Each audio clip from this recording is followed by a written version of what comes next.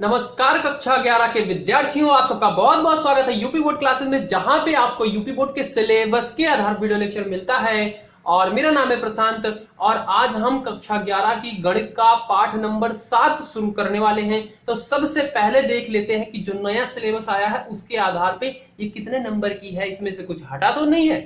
तो अगर आपने देखा होगा तो आपकी दूसरी इकाई है बीजगणित, ठीक है।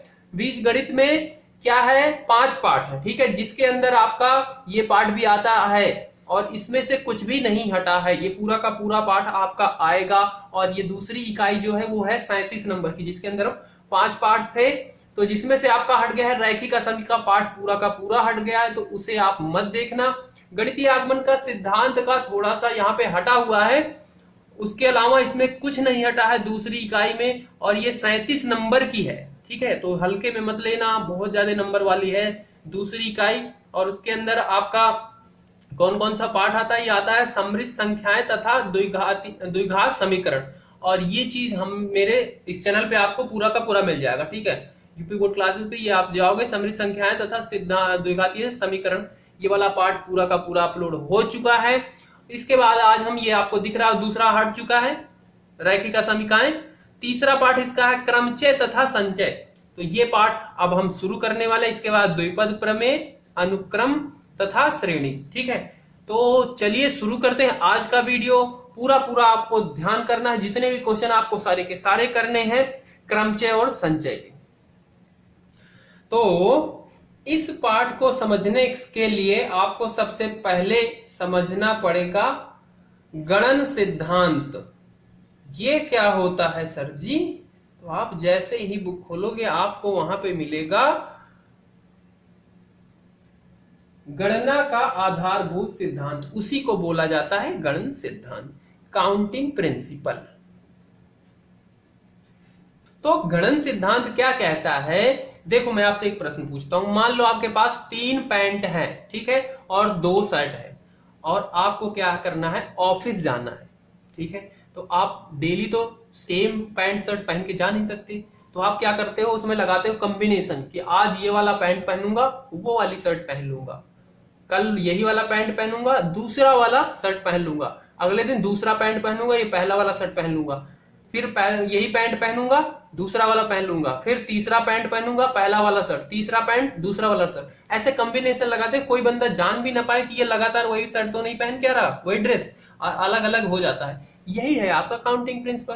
तो देखो आप, अगर मैं बोलूं कि ये आप कितने तरीके से पहन सकते हो, अगर आपके पास 3 पैंट है और 2 शर्ट हैं, तो आप कितने इसके कॉम्बिनेशन बना सकते हो कि जिसमें क्या हो, डेली ड्रेस आपका रिपीट भी ना हो और आप पहन के भी आ जाओ, ठीक है।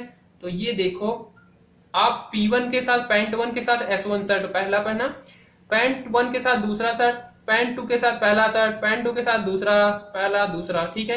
यानी कि आपके पास जो ये कॉम्बिनेशन बना कि मतलब आप कितने दिन पहन के जा सकते हो, ये भी कह सकते हो। ये एक दिन आप पहला पैंट और पहला शर्ट पहनोगे, फिर दूसरे दिन आप पहला पैंट दूसरा शर्ट, तीसरे दिन आप दूसरा पैंट पहला शर्ट, चौथे दिन आप दूसरा पैंट दूसरा शर्ट, पांचवें दिन आप तीसरा पैंट पहला शर्ट, छठे दिन आप तीसरा पैंट दूसरा शर्ट। और इस तरीके से आपका कोई ऐसा दिन नहीं होगा जिस दिन आपका सेम ड्रेस रहे, डेली आपका ड्रेस अलग अलग रहेगा। तो यही है आपका गणन सिद्धांत। बात समझ रहे हो? अच्छा जी, मानो आपके पास कोई 2 संख्याएं हैं और आपसे बोला जाए कि आप इन 2 संख्याओं से कितनी संख्याएं बना सकते हो, तो आप इससे कितनी संख्याएं बना सकते हो? जाहिर सी बात है, पहले 1 लिख दोगे, 2 लिख दोगे, यानी कि 12 बना सकते हो, और क्या 21 बना सकते हो, और कुछ बना सकते हो, ठीक है, 11 बना सकते हो, ठीक है, और यहाँ पे क्या 22 भी बना सकते हो, ठीक है। पर ये वाली स्थिति कौन सी है, जिसमें क्या हो रहा है, 2 डिजिट का आप नंबर बना रहे हो, 2 संख्या का एक नंबर बना रहे हो, पर उसमें क्या है, संख्याएं रिपीट हो रही है, उनकी पुनरावृत्ति हो रही है। इसमें क्या है, पुनरावृत्ति है, और इसमें क्या है, पुनरावृत्ति नहीं है। मतलब ये एक बार जो संख्या लिख दी है उसे दोबारा नहीं लिखा जा रहा। तो यानी कि आप क्या बना सकते हो, जिसमें पुनरावृत्ति ना हो वो तो सिर्फ 2 बनेंगे, और जिसमें पुनरावृत्ति हो तो उस स्थिति में क्या हो जाएंगे, ये भी नंबर आएंगे और ये भी आएंगे, यानी कि 4 संख्याएं बन सकती हैं। बात समझ में आई? ये तो प्रैक्टिकल था। अब मैं अगर बात करूं इसकी, तो आपको इसको निकालना कैसे कि कितने बनेंगे। पहले हम स्थिति लेते हैं जब पुनरावृत्ति नहीं है, ठीक है। तो जब पुनरावृत्ति नहीं है तो आपको 2 डिजिट का बनाना है संख्या, ठीक है। 2 संख्या, यहां पे क्या क्या आप लिख सकते हो, आपके पास 1 और 2 है, इनमें से कुछ भी लिख सकते हो। तो आपके पास ऑप्शन क्या है, यहाँ पे 2 ऑप्शन है, ठीक है। अब एक कोई संख्या यहाँ पे लिख दोगे तो यहाँ पे कितने ऑप्शन बचे होंगे, सिर्फ एक ही ऑप्शन बचेगा, और इन दोनों का गुणा कर लोगे तो आपको इससे पता चल जाती है कि आप कितनी संख्या बना सकते हो। तो 2 1 2, यानी कि 2 संख्या आप बना सकते हो, जिस स्थिति में क्या होगा कि पुनरावृत्ति नहीं हो रही होगी। तो आपने यहाँ पे देखा भी कि इसमें क्या है, पुनरावृत्ति नहीं है, एक बार जो संख्या लिख दी गई दोबारा उसके अंदर नहीं लिखी गई। अगर मैं बोलूं कि आप पुनरावृत्ति कर सकते हो, तब आप क्या है, यहाँ पे आपके लिए 2 ऑप्शन होगा, इन संख्याओं में से इसका चाहे इसे लिखो चाहे इसे लिखो, तो 2 ऑप्शन होगा। और पुनरावृत्ति है यानी कि आप यहाँ पे 2 फिर से भी लिख सकते हो, अगर मान लो यहाँ पे 1 लिख दिया है, यहाँ पे भी 1 फिर से लिख सकते हो, यानी कि इसके लिए भी क्या है, 2 ऑप्शन है। तो अब इसे अगर आप मल्टीप्लाई करते हो तो 4 आता है, यानी कि अगर पुनरावृत्ति है उस स्थिति में आप 4 संख्याएं बना सकते हो, और पुनरावृत्ति नहीं है उस स्थिति में आप 2 बना सकते हो। तो आपने देखा कि जब पुनरावृत्ति नहीं थी तो आप यही संख्याएं बना सकते हो इन दोनों का यूज करके। बट जब पुनरावृत्ति हो रही है तो 2 संख्याएं और बढ़ गई, यानी कि कुल फिर कितने बना सकते हो, 4 बना सकते हो। यही चीज है आपकी काउंटिंग प्रिंसिपल, गणन सिद्धांत। मान लो आपके पास 4 संख्याएं हैं, ठीक है, और आपसे कोई बोले कि 3 डिजिट की आप कितनी संख्याएं बना सकते हो। अब जैसे अभी उसमें लगा 2 डिजिट में कि 2 संख्याएं थी, 2 ही डिजिट का बनाना था, तो आपने क्या किया, फटाफट लिख दिया, बन गया। पर अब जब ज्यादा संख्याएं होंगी तो क्या करोगे, जैसे दूसरा वाला यूज किया था ना कि यहाँ पे आप कितनी संख्याएं लिख सकते हो, क्या क्या ऑप्शन है आपके पास, इन 4 में से कोई से भी लिख सकते हो, तो 4 ऑप्शन है आपके पास, ठीक है। अब कोई संख्या यहाँ पे आपने लिख दी होगी पहले से ही, ठीक है, लिख दी है। तो अब यहाँ पे कितने ऑप्शन बचे हैं, इन्हीं में से कोई संख्या लिख दी होगी, तो अब कितनी संख्याएं बचेंगी, 3 ऑप्शन यहाँ पे बचेंगे आपको लिखने के लिए। अब 3 संख्याओं में से आप कोई सी भी लिख सकते हो, एक यहाँ पे भी लिख दी होगी। अब कितने यहाँ पे ऑप्शन बचेंगे, 2, और इन सब का आप गुणा कर दोगे, यानी कि 4 गुणा 3 गुणा 2, तो ये आ जाएगा 4 3 12 दूनी 24, यानी कि आपके पास कितने नंबर बनेंगे, 24 नंबर ऐसे बनेंगे जिनमें आप ये 4 संख्या यूज करके और 3 डिजिट के नंबर बना सकते हो। तो 24 नंबर ऐसे बनेंगे। पर ये कौन सी स्थिति थी, जब पुनरावृत्ति नहीं थी।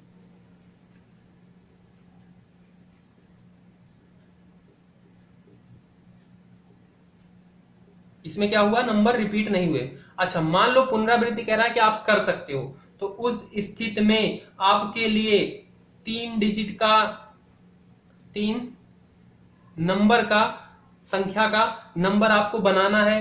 तो आपके लिए यहाँ पे ऑप्शन कितने होंगे, क्या क्या आप लिख सकते हो, चारों में से कुछ भी आप यहाँ पे लिख सकते हो, यानी कि आपके पास 4 ऑप्शन है, ठीक है। और यहाँ पे भी कितने ऑप्शन है, तो भाई अब जब पुनरावृत्ति कर सकते हैं, मान लो यहाँ पे मैंने 1 लिखा हुआ होगा, ठीक है, तो यहाँ पे फिर से 1 लिख सकता हूं, यानी कि फिर से मेरे पास कितने ऑप्शन है, 4 ही ऑप्शन है, ठीक है। तो अब यहाँ वाले के लिए, यहाँ वाले के लिए भी 4 ही है, क्योंकि पुनरावृत्ति कर सकते हैं। तो मान लो यहाँ पे 1 लिखा था, यहाँ पे फिर 1 लिख दिया, तो यहाँ पे भी मैं 1 लिख ही सकता हूँ। तो यहाँ के लिए भी कितने हैं, 4 ऑप्शन है, यानी कि इसमें कितने हम कॉम्बिनेशन बना सकते हैं, कितने तरह के नंबर लिख सकते हैं। तो वो आ जाएगा 4 गुना 4 गुना 4, 4 चौक 16, 16 चौक 64, यानी कि इतने हम नंबर बना सकते हैं जिनमें पुनरावृत्ति होगी। मतलब जैसे उसमें 1 1 2 2 2 भी होगा, ठीक है, ऐसे वाले नंबर हो सकते हैं, कोई संख्याएं 2 बार लिखी होंगी। पर इसमें क्या है, जो 24 बनेंगे उनमें नहीं हो सकता, ठीक है, जिनमें पुनरावृत्ति है। बात क्लियर हो रही है कुछ? ओके। अच्छा, अब हम कुछ अल्फाबेट की बात कर लेते हैं। मान लो आपको कुछ अल्फाबेट दिए गए हैं, A B C D, ठीक है, और इनसे कह रहा है कि आप इन अल्फाबेट का यूज करके कोई शब्द बनाइए, वर्ड बनाइए, 3 डिजिट, चलो 4 डिजिट का ले लेते हैं, तो 1 2 3 4, ठीक है, और जिसमें क्या हो कि जो वर्ड आपके लिखे गए यानी कि अल्फाबेट है वो रिपीट ना हो, यानी कि उनका पुनरावृत्ति ना हो। तो मान लो यहाँ पे आपको ऑप्शन कितने हैं लिखने के, इन चारों में से कुछ भी लिख सकते हो, यानी कि 4 ऑप्शन है। फिर यहाँ पे कितने लिख सकते हो, 3 लिख सकते हो, क्योंकि कोई तो आप यहाँ पे लिख दोगे। और फिर यहाँ के लिए कितने बचेगा, 2, और यहाँ के लिए 1। और इन सबको जब आप गुणा करोगे 4 गुणा 3 गुणा 2 गुणा 1, तो ये कितना आ जाएगा, 4 3 12 दूनी 24 और 1 गुणा यानी कि 24। तो आपका 24 ऐसा कॉम्बिनेशन बनेगा जिसमें आप इन वर्ड का यूज करके, इन अल्फाबेट का यूज करके वर्ड बना सकते हो। पर वो वर्ड का कोई मीनिंग हो सकता है, नहीं हो सकता, क्योंकि मीनिंग तो पता नहीं निकले कि नहीं। हो सकता है डीसी हो जाए, डीसी एबी हो जाए, कुछ ऐसे बनेगा, ऐसे ही बनेगा इसका कलेक्शन जो बनेगा। तो उसका मीनिंग हो या ना हो, पर आप इतने कॉम्बिनेशन बना सकते हो, ठीक है, संचय इतने बना सकते हो। तो बात कुछ क्लियर हो रही है। अच्छा, मान लो इसी में बोल दिया कि आपका जो पहला वर्ड होना चाहिए वो ए होना चाहिए, यानी कि पहला वर्ड आपका क्या कर दिया, फिक्स कर दिया। तो पहले वाले में आपके जितने भी वर्ड बनेंगे उसमें क्या होगा, पहला लेटर ए होना ही चाहिए। तो पहला ए फिक्स कर दिया। अच्छा, तो यहाँ पे कितने ऑप्शन बचे हुए हैं जिन्हें आप और यहाँ पे लिख सकते हो। तो यहाँ पे जाहिर सी बात है 3 ऑप्शन और बचे हुए हैं जिन्हें आप लिख सकते हो। ए यहाँ पे फिक्स ही हो गया, बी सी डी में से ये तीनों में से कुछ भी लिख सकते हो। फिर यहाँ पे कितने ऑप्शन बचेंगे, 2 बचेंगे और 1। तो इस तरीके के कितने वर्ड बना सकते हो, तो आप यहाँ पे 3 गुणा 2 गुणा 1 यानी कि 3 दूनी 6। तो 6 वर्ड आप इस तरीके के बना सकते हो जिसमें ए क्या होगा, सबसे पहले होगा। बात क्लियर हो रही है, ओके। अच्छा, मान लो इसमें पुनरावृत्ति वाली स्थिति दे दें कि आप पुनरावृत्ति कर सकते हो, तो वही ऑप्शन क्या हो जाएगा, यहाँ पे भी 4 ऑप्शन रहेगा, यहाँ पे भी 4, यहाँ पे भी 4, तो मल्टीप्लाई कर लोगे जो भी आएगा। और सेम चीज इसके लिए भी हो जाएगा, अगर पुनरावृत्ति आप कर सकते हो तो यहाँ पे भी 4, यहाँ पे भी 4, यहाँ पे भी 4। बात क्लियर हो रही है। अच्छा जी, एक उदाहरण लेते हैं, 1 2 3 4, ठीक है। इससे कह रहा है कि आप 3 डिजिट का एक नंबर बनाइए, ठीक है, बात समझ रहे हो। 3 डिजिट का आप एक नंबर बनाइए और जिसमें रिपीटिशन ना हो, मतलब पुनरावृत्ति ना हो। तो यहां पे आपको लिखने के लिए क्या क्या ऑप्शन है, तो जाहिर सी बात है 4 नंबर है, आप 4 लिख सकते हो। पर यहाँ पे एक चीज ध्यान रखना, यहाँ पे शून्य है, शून्य को अगर आप पहले लिखते हो तो इस नंबर का कोई मीनिंग नहीं रह जाएगा, ठीक है। तो यहाँ पे ऑप्शन कुल कितने मिलेंगे आपको, 3 ऑप्शन मिलेंगे लिखने के लिए। बात समझना यहाँ पे ध्यान से कि यहाँ पे 4 संख्याएं हैं, 4 में से आप कुछ भी लिख सकते हो। पर अगर आप 0 लिखोगे तो क्या हो जाएगा, इसका मीनिंग कुछ भी नहीं रह जाएगा, जो नंबर बनेगा मतलब यहाँ पे उसके रहने से कोई मतलब ही नहीं होगा। तो इसलिए यहाँ पे 3 ऑप्शन आपके बचते हैं, ठीक है। पर यहाँ पे जैसे ही आते हो यहाँ के लिए फिर एक ऑप्शन आपने मान लो यहाँ पे कुछ भी कोई भी संख्या लिख दी होगी, यहाँ के लिए फिर कितने बचेंगे, 3, यहाँ के लिए 2, और इन्हें आप जब गुणा कर लोगे तो ये आपका बन जाएगा क्या, 3 त्रिक का 9, 9 दूनी 18, यानी कि 18 ऐसी संख्याएं बन सकती हैं 3 डिजिट की जिसमें ये सारे 4 संख्याएं यूज होंगी। बात क्लियर, ओके। इसी तरीके से आपके जैसे नंबर आते हैं, फोन नंबर, उसके आप सोचा नहीं कभी कि कितने फोन नंबर होते होंगे, तो उसमें क्या होती है, आपके पास कितने डिजिट होती हैं, कितनी संख्याएं होती हैं, तो आपके पास कुल होती हैं 10 संख्याएं, 4 5 6 7 8 9, इन्हीं से मिलके सारे नंबर बने हुए होते हैं। तो 10 डिजिट का नंबर भी होता है। तो कितने नंबर आप बना सकते हो, मतलब कितने फोन नंबर हो सकते हैं, आपने सोचा होगा कभी, बहुत सारे हो सकते हैं, क्योंकि 10 डिजिट का नंबर होता है। तो ये ऐसे 10 3 3 6 9 1 10, तो यहाँ पे क्या क्या आप लिख सकते हो, यहाँ पे इन सब में से 10 डिजिट है, कुछ भी आप लिख सकते हो, ठीक है। यानी कि कितने ऑप्शन है, 10 है, नहीं 0 है, तो 0 का मतलब एक ऑप्शन हट जाएगा, क्योंकि अगर आप यहाँ पे 0 लिखोगे तो उसका मीनिंग कुछ नहीं रह जाएगा। यानी कि यहाँ पे लिखने के लिए आपके ऑप्शन कितने हैं, 9 है। अच्छा, यहाँ पे जब आप 0 लिखोगे तो उसका कुछ मीनिंग होगा, यानी कि आपके पास फिर कितने ऑप्शन होंगे, 10, फिर 10, फिर 10, फिर 10, फिर 10, इसी तरीके से बढ़ते चले जाएंगे। पर इसमें क्या है, नंबर आप रिपीट हो सकते हैं, यहाँ पे 9 9 8 8 7 7 पुनरावृत्ति होगी इसमें, ठीक है। जब पुनरावृत्ति नहीं होगी तो यहाँ पे क्या हो जाएगा, 9 8 7 6 5 4, समझ रहे हो ना। तो ये कुल कितना मिल जाएगा, 9 गुणे 10 की पावर, यहाँ पे क्या है 10 कितनी बार होगा, इसी तरीके से 9 बार, यानी कि 10 की पावर 9। इसे आप कैलकुलेट कर लोगे तो कुल इतने मोबाइल नंबर हैं, समझ रहे हो। तो ये है आपका गणन सिद्धांत। अब हम डायरेक्ट प्रश्नावली पे चलते हैं, क्योंकि मैंने जो भी आपको ये बताया ये सारे आपके उदाहरण से ही थे, ठीक है। आपका पहला प्रश्न दिया गया है, कह रहा अंक 1 2 3 4 और 5 से कितने 3 अंकीय संख्याएं बनाई जा सकती हैं यदि पहला दिया गया है अंकों की पुनरावृत्ति की अनुमति है हो, मतलब अंकों की आप पुनरावृत्ति कर सकते हो, यानी कि ये वही मतलब हो गया कि 1 2 3 4 और 5 ये दी गई हैं आपको संख्याएं। कह रहा है कि आपको कितने अंक की बनानी है, 3 अंक की, 1 2 3 अंक की बनानी है जिसमें पुनरावृत्ति हो सकती है। पहला यही है ना, फर्स्ट वाला। तो आप यहाँ पे क्या क्या ऑप्शन है, आप इन संख्याओं में से क्या क्या यहाँ पे लिख सकते हो। तो पांचों में से पांचों लिख सकते हो, शून्य तो है नहीं कि नहीं लिख सकते हो उसका। तो 5 में से 5 ऑप्शन आप यहाँ पे लिख सकते हो। ओके, अब यहाँ पे बताओ कितने ऑप्शन आप लिख सकते हो, क्योंकि इसमें याद रखना पुनरावृत्ति हो सकती है। तो पुनरावृत्ति हो सकती है तो यहाँ पे भी आपके पास 5 ऑप्शन है। मान लो आपने यहाँ पे 1 लिख दिया होगा तो आप फिर से यहाँ पे 1 लिख सकते हो, यानी कि 5 ही ऑप्शन है। ठीक है, ये सारी संख्या तो आप लिख ही सकते हो, पर आप 1 भी लिख सकते हो। यहाँ के लिए भी 5 ही ऑप्शन है, यानी कि ये 5 × 5 हो गया, 5 5 25 और 25 पंचे कितना हो जाएगा भाई, 25 पंचे 125, यानी कि 125 ऐसे कॉम्बिनेशन बनेंगी, ऐसी संख्याएं बनेंगी जिनमें इन संख्याओं का यूज होगा। ठीक है, अंकीय संख्या बन जाएगी 125। समझ गए बात को। अच्छा, दूसरा ऑप्शन है, ये कुल मिला के गुणे में होंगे। ठीक है, अंकों की पुनरावृत्ति की अनुमति नहीं है। अब इस वाले में अनुमति नहीं है, 3 डिजिट का ही बनाना, 3 अंकीय ही बनानी है संख्या। तो कितनी संख्याएं बनाई जा सकती हैं। ठीक है, तो इस वाले में तो 125 बना सकती थी, इसमें क्या है पुनरावृत्ति की अनुमति नहीं है। तो यानी कि यहाँ पे तो आपके पास 5 ऑप्शन है, इन संख्याओं में से कुछ भी आप लिख सकते हो। ठीक है, तो 5 ऑप्शन है। पर यहाँ के लिए क्या हो जाएगा, मान लो यहाँ पे आपने कोई संख्या इन्हीं में से लिख दी है, 4 लिख दी है। अब यहाँ पे कितने ऑप्शन बचे हैं, 1 2 3 4, इन्हीं 4 को ही लिख सकते हो, यानी कि 4। ठीक है, और फिर यहाँ के लिए आप 2 संख्याएं आप पहले से ही लिख चुके हो, तो यहाँ के लिए 3 ही ऑप्शन बने हैं, और इन तीनों को आप मल्टीप्लाई कर लोगे तो जो आएगा वो होगी, उतनी संख्याएं बनाई जा सकती हैं। तो ये हो जाएगा 4 पंचे 20 और 20 तिहाई 60। तो 60 संख्याएं बनाई जा सकती हैं 3 अंक की। ठीक है, जिनमें पुनरावृत्ति की अनुमति नहीं हो अगर इन संख्याओं का यूज किया जाए। ठीक है, हो गया पहला। इसके बाद दूसरा प्रश्न है, अंक 1 2 3 4 5 6 से कितनी 3 अंकीय सम संख्याएं बनाई जा सकती हैं यदि अंकों की पुनरावृत्ति की जा सकती है। यदि अंकों की पुनरावृत्ति की जा सकती है, तो भाई ये वाला प्रश्न थोड़ा ध्यान से समझना। इसमें 4 5 और 6, ठीक है, इतनी संख्या है, 3 अंक की बनानी है आपको, वो भी सम संख्या, सम संख्या बनाई जा सकती है यदि अंकों की पुनरावृत्ति की जा सकती है, मतलब पुनरावृत्ति आप कर सकते हो। तो बताओ कितनी संख्या आप बना सकते हो।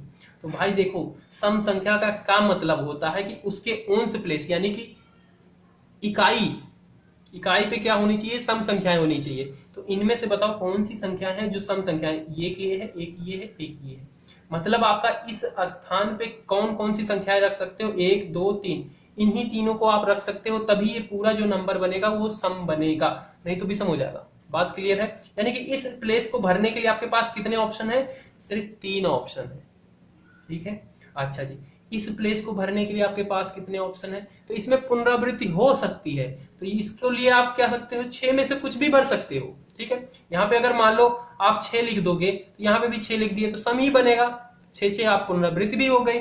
ठीक है, तो यहाँ के लिए भी 6 ऑप्शन है, पुनरावृत्ति है तो यहाँ के लिए भी 6 ऑप्शन है, और इन सबको जब आप गुणा कर लोगे तो ये कितना आ जाएगा, 6 6 का 36 और 36 त्रिक का, और तो 6 त्रिक 18 के 8 हासिल आए 1 और 3 त्रिक का 9 1 10, यानी कि 108 3 अंकीय सम संख्याएं बनाई जा सकती हैं। बात समझ गए। ओके, ऐसे है, बढ़िया है ना। अच्छा, तीसरा प्रश्न है, अंग्रेजी वर्णमाला के प्रथम 10 अक्षरों से कितने 4 अक्षर के कोड बनाए जा सकते हैं यदि किसी भी अक्षर की पुनरावृत्ति नहीं की जा सकती है। यदि आप पुनरावृत्ति नहीं कर रहे हो तो जो स्टार्टिंग के 10 अल्फाबेट होते हैं उनको आप यूज करके 4 अक्षर के वर्ड कितने बना सकते हो। तो भाई स्टार्टिंग में आपके 10 होते हैं, आप लिखने की जरूरत तो है नहीं, आप समझ रहे हो। चलो लिख देते हैं, ABCDEFGHIJ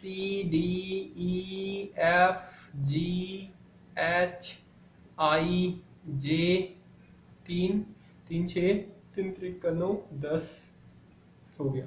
अब आपको क्या करना है, 4 डिजिट का बनाना है वर्ड, अक्षर बनाना है या कोड जो भी कह सकते हो, ठीक है।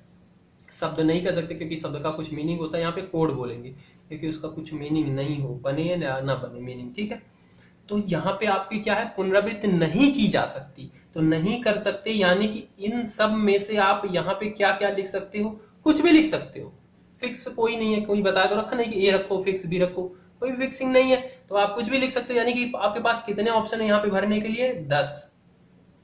ओके, मल्टीप्लाई यहां पे अब आप क्या लिख सकते हो, क्योंकि पुनरावृत्ति नहीं करनी है तो एक इसमें से तो आपने मान लो कोई भी अल्फाबेट लिख दिया होगा, तो यहाँ पे वो दोबारा नहीं लिखा जाएगा, ठीक है। यानी कि इस प्लेस को भरने के लिए आपको कितने ऑप्शन बचे हुए हैं, 9 बचे हुए। मल्टीप्लाई, अब इस ऑप्शन को भरने के लिए कितने हैं, 8 बचे हुए हैं, इस ऑप्शन को 7, समझ रहे हो अब तो। और फिर क्या करो, इन सबको गुणा कर लो, और गुणा करने से जो नंबर आएगा उतने अक्षरों के कोड बनाए जा सकते हैं। तो इसे मैं गुणा कर लूं अगर, तो 7 7 49 8 8 56 56 हो जाएगा, और इसको 10 से मैं इधर गुणा कर लेता हूं तो ये हो जाएगा 90, और 90 और 56 को जब गुणा करेंगे तो 9 5 45 9 6 54, 5 और 9 5 45 और 5 50, ठीक है, 45 और 5 50, ठीक है, और 1 0, यानी कि 50 40, 5040 अक्षरों के कोड बनाए जा सकते हैं, ठीक है, 4 डिजिट के। समझ गए बात को। इसके बाद चौथा प्रश्न दिया गया है, कह रहा है 0 से 9 तक के अंकों का प्रयोग करके कितने 5 अंकीय टेलीफोन नंबर बनाए जा सकते हैं यदि नंबर 67 से प्रारंभ होता है और कोई अंक एक बार से अधिक नहीं आता, यानी कि इसमें पुनरावृत्ति नहीं की जा सकती है। तो ये क्या कह रहा है कि आपके पास 0 से लेकर 9 तक की संख्याएं हैं, ठीक है। आपको क्या बनाना है, टेलीफोन नंबर, कितने अंक का, 5 अंकीय, यानी कि 5, ठीक है, 5 अंकीय आपको टेलीफोन नंबर बनाए जा सकते हैं यदि प्रत्येक नंबर 67 से प्रारंभ हो, यानी कि प्रारंभ के क्या हो, ये प्रारंभ के नंबर इन्होंने क्या कर दिए, फिक्स कर दिया कि सब में क्या होगा, 67 तो होगा ही होगा, ठीक है, बात क्लियर है। ओके, अच्छा, अब इसमें क्या और बोला गया है कि जिनमें एक बार से अधिक नहीं आते, तो यानी कि पुनरावृत्ति नहीं की जा सकती इसमें, ठीक है, यानी कि एक बार जो संख्या लिख चुकी है वो दोबारा अब यहाँ पे नहीं लिखी जाएगी। तो चलो भाई, आपके पास कितनी संख्याएं थी, 10 संख्याएं थी, 10 में से कोई 2 तो पहले से ही फिक्स ही कर दी गई हैं, यानी कि इस प्लेस को भरने के लिए आपके पास कितने ऑप्शन है, 8 है, ठीक है। इस प्लेस को भरने के लिए फिर कितने बचेंगे, 7, इस प्लेस को 6, ठीक है। अब क्या करोगे, 8 7 और 6 का गुणा कर लोगे तो जो आएगा वो होगा, इसको मत गुणा कर देना क्योंकि ये पहले से फिक्स है, तो यहाँ पे आपका ऑप्शन नहीं यूज हो रहा, तो सिर्फ आप इनको गुणा करोगे और जो आएगा वो आपका उतने 5 अंक के टेलीफोन नंबर बन जाएंगे, ठीक है। तो इसे हम गुणा कर लेते हैं, 6 अंक का 36, 6 7 42, 42 गुणा 8, 8 दूनी 16, 1 8 8 16 24, 8 चौक 32, 32 और 1 33, यानी कि 336 5 अंकीय टेलीफोन नंबर बनाए जा सकते हैं जो कि क्या होंगे, 67 से प्रारंभ होंगे। पांचवा प्रश्न है, एक सिक्का 3 बार उछाला जाता है और परिणाम अंकित कर लिए जाते हैं।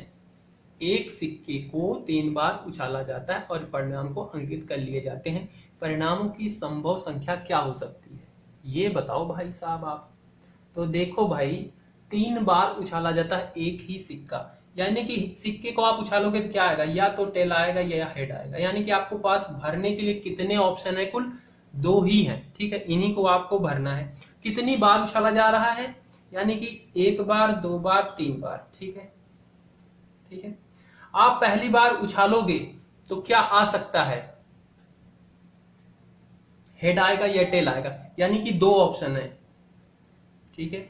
दूसरी बार उछालोगे तो फिर क्या आ सकता है, 2 ही ऑप्शन है, फिर हेड आएगा या टेल आएगा। तीसरी बार उछालोगे तो फिर क्या आएगा, हेड आएगा या टेल आएगा। और इन सब का आप गुणा कर लोगे तो जो आएगा उतने संख्याएं संभव है, परिणाम आने का संभव है। तो ये हो जाएगा 8, यानी कि 8 आपके आ सकते हैं परिणाम। इसको आप ऐसे भी समझ सकते हो कि 3 सिक्के को एक साथ ही उछाला जाए एक बार, तो क्या क्या परिणाम आ सकते हैं, वही कॉम्बिनेशन कहलाता है आपका। तो ये समझ गए, यानी कि ये कह सकते हो कि आपका एक कॉइन है, आप उसे एक बार उछालोगे तो हेड आएगा या टेल आएगा, फिर दूसरे कॉइन को या फिर उसी कॉइन को उठा के उछालोगे तो फिर हेड आएगा या टेल आएगा। इस वाले में भी ये चांस है कि पहले टेल आया तो फिर हेड टेल आएगा, फिर आप उछालोगे तो फिर हेड आएगा फिर टेल आएगा, फिर इसमें भी हेड और टेल आने का चांस ही है, इसमें भी हेड और टेल आने का ही चांस है, इसमें भी हेड और टेल आने का चांस है। तो अगर आप यहाँ से चांस देखोगे तो H H T H H H आएगा, यानी कि एक चांस तो ये है कि तीनों सिंकों पे हेड ही आए। दूसरा चांस है head tail head, sorry head head tail, head head tell. ये सारी चीजें अभी अच्छे से समझ लो, ये आपकी प्रोबेबिलिटी है ना, वहां पे बहुत यूज होते हैं ये। तो और तीसरे में एच टेल हेड, तो H T T H T T, फिर यहाँ पे tail head head, tail head head, tail head tail, tail head tail, tail tail head, tail tail head, tail tail tail, तो टेल टेल टेल। तो देख रहे हो ये आपके 8 ऑप्शन आ गए ना, 3 4 5 6 7 8, तो 8 ही चांस है, जो कि आपको यहाँ से भी पता चल गया। तो बहुत आसान सा है, इन चीजों का भी ऐसे आप समझ के रखना, और ये आपकी प्रोबेबिलिटी में बहुत यूज होते हैं, और प्रोबेबिलिटी आपको पता ही है, 12th में भी है, 11th में भी, हर जगह होती ही है प्रोबेबिलिटी, तो जाती नहीं कहीं। इसके बाद छठा चैप्टर, और मैं पहले बता दूं ये वाला चैप्टर प्रोबेबिलिटी में बहुत हेल्प करेगा 12th में। अगर ये नहीं आएगा तो प्रोबेबिलिटी में बहुत दिक्कत होने वाली है, तो इसे अच्छे से समझना भी, ठीक है। छठा चैप्टर दिया गया है, भिन्न भिन्न रंगों के 5 झंडे दिए गए हैं, ठीक है। मतलब कोई 5 कलर है आपके पास, तरह तरह के 5 झंडे हैं, इनसे कितने विभिन्न संकेत बनाए जा सकते हैं, मतलब कितने तरह के झंडे बनाए जा सकते हैं यदि प्रत्येक संकेत में 2 झंडों एक के नीचे दूसरे के प्रयोग की आवश्यकता पड़ती है। मतलब इनमें से क्या करना है, 2 कलर को आपको यूज करना है, तो कितने संकेत बना सकते हो, यानी कि 2 कलर को आपको यूज करना। सीधा ऐसे रख लो, ये कोई 5 कलर थे झंडे के, ठीक है, और आपको कोई 2 झंडे का यूज करके एक संकेत बनाना है, तो आप इस तरीके के कितने संकेत बना सकते हो, सीधी सी बात ये है। तो भाई यहाँ पे आप क्या क्या कलर रख सकते हो, इन 5 में से कुछ भी रख सकते हो, 5 के 5 आपके ऑप्शन है रखने के लिए, ठीक है। पर यहाँ पे क्या है, वही कलर अगर आप रख दोगे, जान मान लो पहला रेड था, आपने यहाँ पे रेड रखा, दूसरा झंडा रेड रख दिया, तो पूरा क्या बनेगा, रेड ही बन जाएगा, तो रेड तो पहले से ही था, तो वो तो कोई अलग संकेत नहीं हुआ ना। तो यहाँ पे दूसरा ही आपको रखना पड़ेगा। तो यहाँ से आपको इसमें पुनरावृत्ति बोले ना बोले आपको यही समझ में आना चाहिए लॉजिक। अगर एक ही कलर रख दे तो वो तो वही झंडा रह गया, उसमें कोई अलग संकेत तो बना ही नहीं ना वो, तो आपको अलग संकेत बनाना है। तो यानी कि यहाँ पे क्या 4 ऑप्शन ही बचते हैं, आप रेड फिर दोबारा नहीं रख सकते, और इन दोनों का गुणा कर लोगे, यानी कि 4 5 20, तो 20 ऐसे संकेत बनेंगे अलग अलग, ठीक है, अगर आप ऐसा यूज करते हो। तो इस तरीके से आपकी प्रश्नावली 7.1 खत्म होती है। इसके बाद अगले वीडियो लेक्चर में हम क्रमचय पढ़ेंगे, और उम्मीद करता हूं कि आपको वीडियो समझ में आया होगा, सब कुछ समझ में आया होगा। तो आज की दिहाड़ी यहीं पे खत्म की जाती है। तो चलिए फिर मिलते हैं अगले वीडियो में, तब तक के लिए जय हिंद जय भारत।